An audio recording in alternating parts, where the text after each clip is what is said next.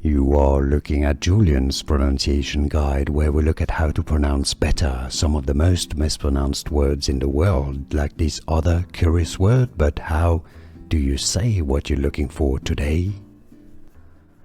Let's learn how to pronounce this word. Both British and American English pronunciations are similar.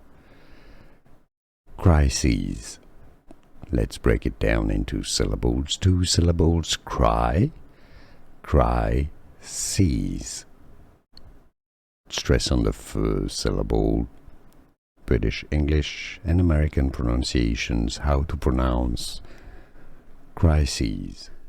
Here are more videos on how to pronounce more confusing words and names too many mispronounced. Like this video if you found it useful. I appreciate your support. I'll see you soon and thanks for watching.